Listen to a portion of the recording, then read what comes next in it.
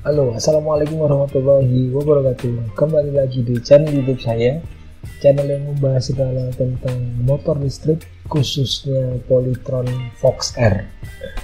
Oke teman-teman, sudah lama saya nggak bikin video ya soal motor listrik dan segala dinamikanya karena banyak kesibukan di pekerjaan. Oke, jadi hari ini saya ingin bahas satu topik yang cukup ramai diperbincangkan, jadi bahan perdebatan di grup Facebook ya, antara pengguna Molis, bahkan antara pengguna Molis dengan pengguna Mosin dan sebagainya, yaitu topik terkait baterai. Jadi pertanyaannya adalah, lebih baik mana, sewa baterai atau beli baterai? Nah, saya ingin bahas dan sharing setidaknya apa yang menjadi opini saya ya terkait hal itu. Mending mana sih sebenarnya, kita sewa baterai atau beli baterai? Oke, perdebatan yang sering muncul itu biasanya ada argumentasi kalau sewa baterai itu mahal gitu ya. Kayak Polytron Fox R itu 200.000 per bulan, kalau Polytron Fox S itu 125.000 per bulan. Ini dianggap mahal. Ya udah, mending beli bensin dan seterusnya. Nah, itu seperti itu. Lalu yang kedua, biasanya argumentasinya adalah rugi kalau kita itu nyewa baterai tapi nggak jadi hak milik, rugi dong. Nah, itu seperti itu. Nah, topik yang ingin saya bahas ini, saya ingin disclaimer dulu ya. Jadi saya tidak memaksa teman-teman untuk ngikutin pendapat saya. Jadi kalau jawaban normatifnya mending mana, beli atau sewa, ya terserah yang punya uang gitu ya. Duit Anda mau beli monggo, Anda mau nyewa baterai juga silahkan. Nah, ini tapi saya ingin sharing apa yang menjadi pemikiran saya atau opini saya. Oke, jadi kita untuk bisa menjawab pertanyaan mending mana sih sebenarnya, sewa baterai atau beli, itu kita harus paham konteks ya. Apa sih kira-kira konteks dari perkembangan ekosistem electric vehicle, mungkin tidak hanya motor ya, tapi juga mobil di Indonesia. Jadi seperti apa sih? Nah, saya ingin cerita sedikit ya. Jadi kalau kita analisis lebih dalam, sebenarnya apa sih yang menjadi barrier gitu ya, atau hambatan masyarakat itu beralih dari kendaraan konvensional, motor ataupun mobil bensin atau solar atau berbahan bakar fosil, untuk beralih ke kendaraan listrik. Itu diantara berbagai alasan ya. Menurut saya barrier utamanya yang paling mendasar adalah kekhawatiran terkait baterai. Jadi bayangin teman-teman, program elektrifikasi ini ya dari pemerintah itu kan sudah hampir mungkin 5 tahun lebih bahkan ya. Koreksi kalau saya salah ya di kolom komentar, tapi saya ingat saya mungkin 5 tahun lebih. Bahkan banyak sekali dorongan-dorongan bantuan yang diberikan oleh pemerintah. Salah satunya subsidi. Bayangkan, subsidi 7 juta itu angka yang besar loh. Misalnya Polytron Fox R itu kalau dibeli tanpa baterai ya, kita sewa, itu kan harusnya 21 juta. Di subsidi 7 juta kita bisa dapat motor dengan harga cuma 14 juta dengan performa menurut saya jauh lebih bagus daripada mungkin Honda Beat, Yamaha Mio yang jauh lebih mahal, yang 20 juta ke atas. Kita bisa dapat motor dengan desain mirip PCX dengan power yang besar dan seterusnya dengan harga cuma 14 juta. Tapi kenapa kok perkembangannya lambat? Ekosistem atau perkembangan pengguna motor listrik di jalanan itu kenapa lambat, tidak secepat yang diharapkan? Nah, tadi itu salah satu penyebab utamanya adalah isu soal baterai. Kenapa ini jadi isu? Nah, ini mungkin ya teman-teman yang nonton video ini usia 30 tahun ke atas mungkin bisa relate dengan apa yang mau saya jelaskan ini. Jadi kekhawatiran terkait baterai itu disebabkan oleh kita punya pengalaman yang lumayan berkesan gitu ya dengan baterai itu pada era-era ketika handphone dan mungkin juga laptop itu pada awal-awal dulu ketika mulai booming di Indonesia ya. Jadi handphone dulu deh, kita bahas handphone. Handphone itu kan sebelum sekarang kita mengenal Android, iOS gitu ya, iPhone, Samsung dan seterusnya, itu dulu kita mengenal eranya Symbian. di handphone yang mungkin saat itu yang sedang berjaya adalah Nokia gitu ya, Sony Ericsson dan sebagainya, itu sering terjadi masalah terkait baterai. Jadi baterainya itu yang pertama bisa jadi drop ya, baterai HP-nya itu drop. Jadi mungkin dari 100% itu ke 0 itu cepat sekali gitu, drop, baterai itu drop. Atau yang kedua, baterainya itu kembung. Jadi teman-teman bayangin ya, kalau sekarang kan baterai rata-rata sudah sistem tanam ya, susah untuk dibuka. Dulu itu kita ada di era dimana buka baterai itu gampang. Nokia baterainya gampang dibuka. Terus waktu itu Sony, termasuk juga mungkin Samsung yang masih era-era Symbian, bahkan BlackBerry. Bahkan BlackBerry saat itu terkenal cabut baterai. Kalau error cabut baterai itu kan begitu. Jadi baterai itu gampang dibuka. Itu kelihatan sekali kembung. Ya, jadi kembung, bahkan diputer itu bisa gitu saking kembungnya. Jadi dia harusnya pipih jadi kembung, rusak ya. Jadi kita ada bekasan-bekasan itu bahwa baterai handphone itu mudah sekali rusak atau drop atau kembung. Yang kedua, baterai laptop juga demikian. Laptop itu kan sebuah perangkat device komputer yang diciptakan supaya portable ya kan, bisa dipakai ke kafe, bisa dipakai di perpus, bisa dipakai di taman, bisa dipakai dimanapun tanpa harus nyolok di listrik. Ada baterainya ya, bentuk yang ramping ya, slim, portable dan seterusnya. Kalau baterai laptop itu sehat, itu bisa dipakai sekitar mungkin 4 jam, 3-4 jam. Tapi kalau ngedrop itu mungkin 1 jam saja sudah mati. Bahkan di kondisi baterai yang cukup parah itu bisa dicabut dari colokan sudah langsung mati. Nah, bayangkan konsumen-konsumen yang disasar oleh produsen electric vehicle ini usianya anggaplah harusnya yang jadi segmen yang ditarget adalah usia 30 ke atas, 30-40 tahun ke atas, orang-orang yang punya pengalaman dengan baterai yang mudah rusak ini. Bayangkan kalau handphone mungkin ganti baterai puluhan ribu, mungkin ratusan ribu. Laptop pun demikian, mungkin ratusan ribu, nggak nyampe juta, mungkin ada yang 1 juta dan seterusnya. Tapi kalau baterai motor listrik, nah apalagi baterai mobil listrik, nah itu kan ya bisa luar biasa ya, harganya kan pasti dalam kepalanya itu mahal, dan memang realnya hari ini baterai juga masih mahal kan begitu. Jadi barrier pertama adalah konsumen itu masih ada trust issue terkait baterai. Bagaimana kalau saya beli motor listrik, terus masa garansi habis, terus baterai rusak? Berapa belas juta atau berapa puluh juta yang harus dihabiskan.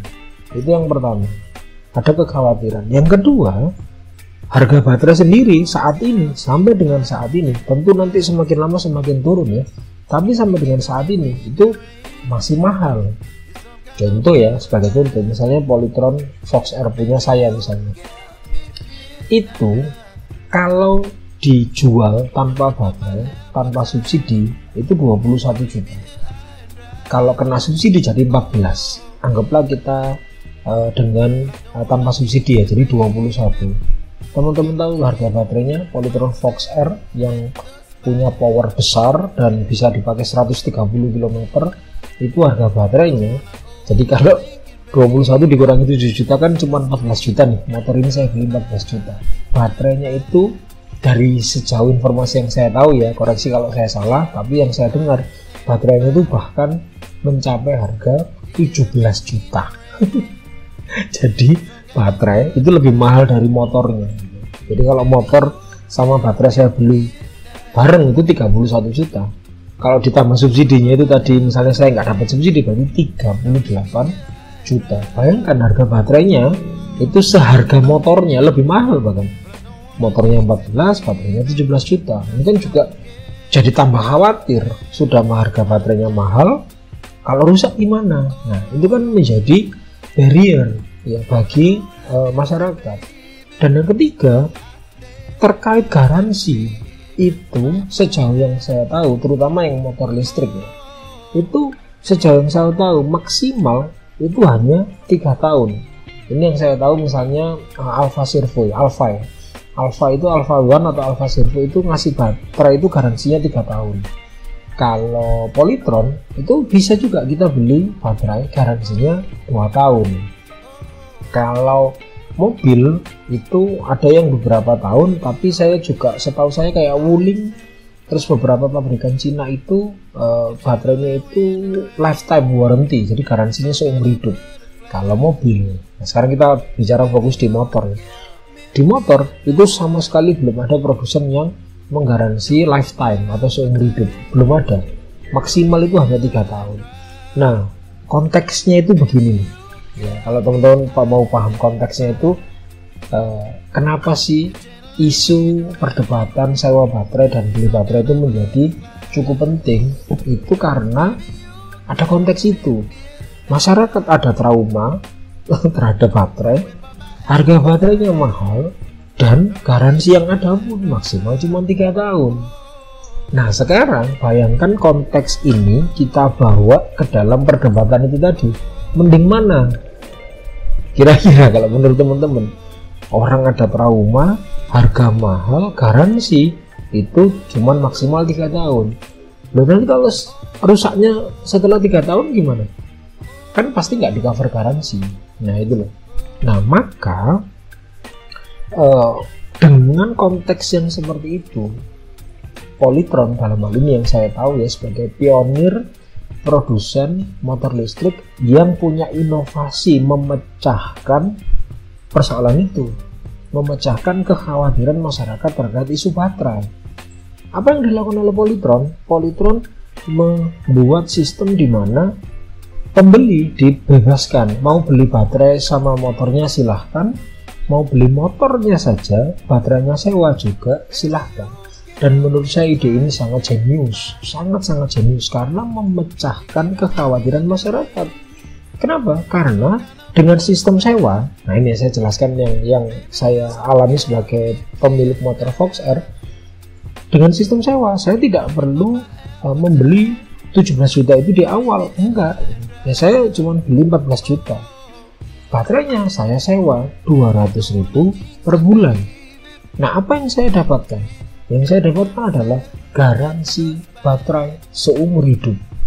Jadi selama saya membayar sewa 200.000 per bulan itu dengan lancar, ada garansi bahwa kalau baterai itu performanya di bawah 85%, lalu kita laporkan ke service center terus dicek benar di bawah 85%, baterai diganti baru. Dan ini sudah banyak buktinya, teman-teman bisa lihat di kontennya channel YouTube AZYK kalau nggak salah, dia klaim baterai di Cikarang kalau nggak salah, di Bandung kalau nggak salah. Terus ada yang channel ini Masaku, ini seorang kalau nggak salah ojek online di Malang, dia juga klaim baterai dan diganti. Jadi banyak buktinya, mungkin teman-teman bisa ceklah di YouTube bahwa baterai itu diganti baru. Nah, dan ini sepanjang berlangganannya itu ya sepanjang itu pula. Kalau performa baterai di bawah 85% langsung diganti baru, setahun kayak 2 tahun, 3 tahun, 5 tahun dan seterusnya, itu seperti itu. Nah orang kan ya seneng, daripada saya beli baterai terus misalnya ya Kak, kalau Polytron kalau nggak salah garansinya 2 tahun, beli baterai terus 2 tahun garansi habis baru rusak, bingung. Kalau yang nyewa nggak ada kebingungan. Nah itu manfaat ketika sewa baterai itu dilakukan. Ya, jadi garansinya seumur hidup. Yang kedua, jika kapasitas baterai itu performanya turun di bawah 85% langsung diganti. Jadi seperti itu. Yang ketiga, karena baterainya ini baterai sistem tanam, bukan sistem swap. Swap itu yang bisa dicabut terus ditukar gitu ya, ditukar dengan baterai lain di kayak raknya yang disediakan. Kalau nggak salah mungkin beberapa produsen itu pakai sistem swap. Bedanya adalah dengan sistem baterai tanam, kita dapat jaminan baterai itu adalah baterai yang bagus dan hanya untuk kita.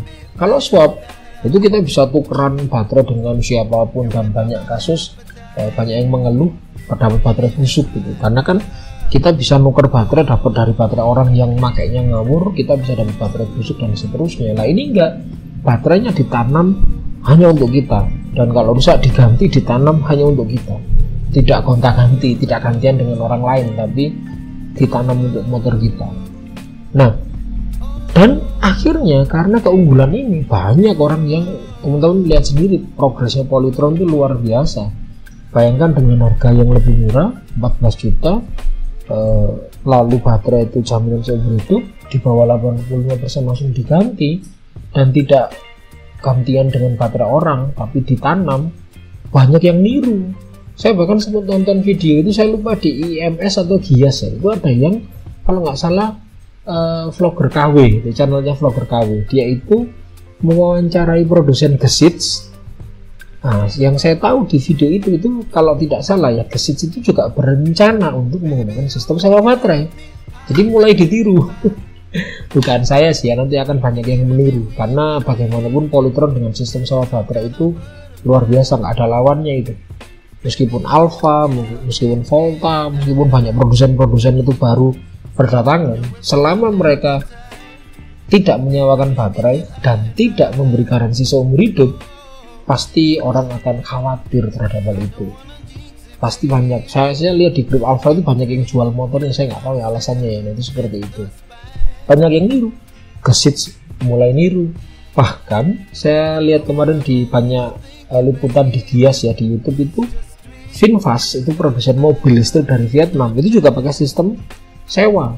Bayangkan mobil listrik yang rata-rata harganya 400 juta ke atas, VinFast itu berani menjual dengan harga cuma 217 kalau tidak salah. Bayangin, yang ini 400 juta, ini cuma 217 dengan sistem sewa baterai.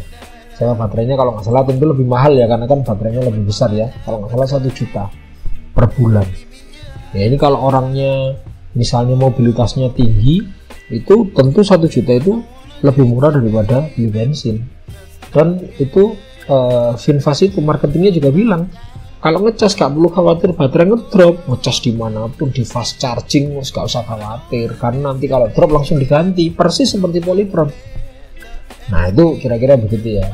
Jadi kita melihatnya jangan cuma bicara rugi dong 200.000 per bulan dan seterusnya, bukan hanya itu, tapi kita coba melihat dalam perspektif yang lebih makro. Ada barrier seperti itu, ada hambatan orang itu beli motor listrik karena itu tadi, karena trust isu terhadap baterai. Nah, sehingga kalau menurut saya pribadi, sampai dengan saat ini, menurut saya sistem sewa baterai tentu adalah sistem yang terbaik sejauh ini. Kecuali, nah itu, kecuali di masa depan, ya mungkin 5-10 tahun lagi atau beberapa tahun lagi tiba-tiba ada produsen yang berani untuk misalnya Alpha gitu, atau Volta atau Yadea, atau mungkin produsen-produsen yang lain, Gesits misalnya, itu berani jual motor listrik dengan baterai terus garansi seumur hidup seperti yang dilakukan oleh Wuling. Nah kalau gitu, wah sudah beda lagi tuh pola permainannya tuh. Mungkin orang sudah mulai mikir-mikir gak perlu khawatir, beli aja Polytron dengan sistem sewa baterainya akan ditinggalkan.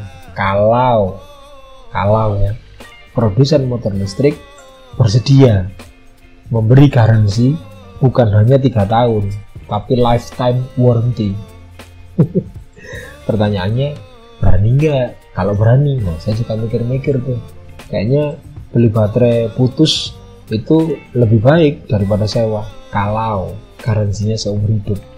Tapi kalau garansinya masih belum seumur hidup, ya sewa baterai masih menjadi solusi menurut saya sejauh ini. Terus kita menjawab, saya ingin ya jawab argumen-argumen yang kontra dengan sewa baterai. Misalnya argumennya adalah, ada ya salah satu channel YouTube yang menurut saya sangat lucu sih pembahasannya. Dia mengatakan begini, kalau kita sewa baterai terus kita amit-amit ya kecelakaan, terus baterai itu rusak, saya sih merasa kayak ditakut-takuti, nanti itu kita akan disuruh ganti baterainya oleh Polytron sebesar 17 juta, katanya begitu. Menurut saya ini logika yang aneh. Kenapa logika yang aneh? Karena begini loh, di mana-mana orang kalau kecelakaan, entah itu beli baterai atau sewa baterai dan baterainya rusak, pasti rugi. Iya nggak? Iya dong. Anda sewa baterai terus baterainya rusak, disuruh ganti 17 juta misalnya ya. Tapi kalau Anda beli baterai nggak disuruh ganti. Iya, tapi kan belinya di awal. Sama aja, yang beli baterai 17 jutanya dikeluarkan di awal, ya kan? 17 juta dikeluarkan di awal, kecelakaan, rusak, ya sudah, hilang duitnya 17 juta. Yang beli baterai itu begitu. Yang sewa baterai, karena dia nggak beli di awal, dia mengganti. Jadi sebenarnya argumentasi kecelakaan itu untuk menakut-nakuti orang yang sewa baterai, menurut saya nggak masuk akal. Namanya kecelakaan ya, itu orang mau beli mau sewa ya tetap nggak kita harapkan, kan begitu. Dan mesti rugi, jelas, ya kan? Yang kedua, ada yang mengatakan harga sewa 200.000 per bulan mahal. Ya kalau saya misalnya Polytron mau menurunkan harganya, saya seneng-seneng aja sih ya. Tapi kalau itu dipandang katakanlah harganya 200.000 dibandingkan dengan orang-orang yang mobilitasnya tinggi, yang per bulan itu pengeluaran bensinnya itu 200 atau 300.000 ke atas, itu tentu jauh lebih murah. Kenapa? Karena untuk 200.000 itu, kalau misalnya orang itu per hari itu keliling ya, kayak ojol atau yang tempat kerja dan rumahnya jauh, mungkin pulang pergi per hari itu 50 km atau lebih, itu pengeluarannya kalau dihitung-hitung, banyak kok yang sudah bikin perbandingan perhitungannya ya, jauh lebih besar motor bensin gitu, karena nanti harus beli bensin, beli oli, servis rutin dan seterusnya. Sedangkan motor listrik enggak, kecuali Anda pengeluaran per bulannya sebelumnya itu di bawah 200.000, maka tentu rugi kalau nyewa baterai. Mending pakai motor bensin aja sih kalau saran saya ya. Tapi kalau Anda pengeluaran per bulan untuk motor bensin itu di atas 300.000, itu menggunakan motor listrik atau Polytron dengan sistem sewa menurut saya jauh lebih hemat. Yang ketiga, ada argumentasi bahwa harusnya kalau nyewa sistemnya sewa milik dong gitu. Misalnya harga 17 juta, kita nyewa 200.000, terus mungkin dalam 3 atau 4 tahun itu katakanlah sudah senilai 17 juta, maka baterainya jadi milik kita. Ya saya sih maunya juga begitu. Kalau misalnya Polytron bikin kebijakan gitu, saya sih mau-mau aja ya gitu. Cuman kalau misalkan enggak pun, menurut saya juga nggak apa-apa, karena kan ini analoginya ya, supaya teman-teman clear ya. Analoginya itu seperti teman-teman misalnya kontrak rumah, ini sama-sama nyewa kan, satunya nyewa baterai, satunya kontrak rumah. Oke ya, misalnya nih rumah itu harganya misalnya ya, gampang-gampangannya harganya 100 juta, terus teman-teman kontrak per tahun 10 juta. Setelah 10 tahun kan tidak mungkin rumah itu jadi milik Anda kan? Ya enggak. Meskipun setelah 10 tahun kan Anda sudah membayar 100 juta, tapi rumahnya nggak jadi milik Anda. Ya Anda tetap statusnya kontrak rumah gitu loh. Itu kan sistem yang selama ini juga sudah berlaku di mana-mana. Orang kontrak rumah ya begitu gitu. Masa protes dia? Saya sudah kontrak 10 tahun, per tahun 10 juta, harga rumah 100 juta, harusnya jadi milik saya dong. Nah, enak aja kan gitu, kata yang punya rumah. Ya Anda kalau nggak mau kontrak ya silakan, gitu. Maksudnya itu kan sama seperti sewa baterai. Kita sewa baterai setelah 3 tahun misalnya senilai yang kita bayar itu 17 juta, ini berarti harusnya jadi milik kita kan? Ya enggak, karena baterai itu sudah kita nikmati dalam 200.000 itu. Sama seperti rumah itu, kita bayar 10 juta setahun, ya sudah kita nikmati, kita menempati rumah yang bukan milik kita selama 1 tahun. Jadi 10 juta itu untuk membayar setahun kita tempati itu. Jadi 200.000 per bulan itu untuk membayar kita menggunakan si baterai itu selama sebulan. Jadi kalau nggak jadi hak milik, ya wajar aja gitu. Ya anggap aja itu memang uang bensin gitu. Ya karena anggaplah 200.000 terus ngecas kita, ngecasnya kan cuma 6.000 untuk 130 km, 3,7 kWh, atau anggaplah kita bulatkan 4 kWh, 1 kWh harganya kisaran 1.300-1.400, kita bulatkan aja 1.500. Satu kali ngecas 0 sampai 100% itu cuma 6.000.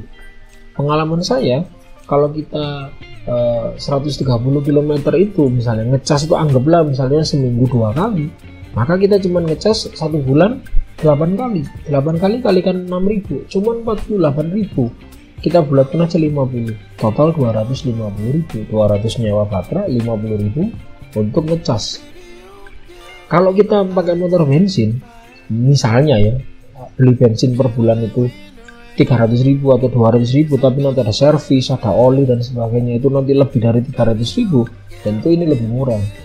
Apalagi kalau kita mobile seperti ojek online ya, Gojek dan sebagainya. Wow, itu bisa sehari 100 km, sebulan mungkin bisa 500.000 pengeluarannya. Nah itu loh, gitu ya. Jadi kira-kira kalau pertanyaannya adalah mending mana, sewa atau beli, dari keseluruhan yang saya jelasin tadi, tentu teman-teman sudah bisa menilai dong ya. Monggo, barangkali ada yang ingin berpendapat, silakan disampaikan di kolom komentar. Kita diskusi dengan bijak ya, jangan ada hate speech dan sebagainya. Oke, mungkin itu yang bisa saya sampaikan. Terima kasih, mohon maaf kalau mungkin ada yang saya sampaikan menyinggung teman-teman. Salam silent reader. Wassalamualaikum warahmatullahi wabarakatuh.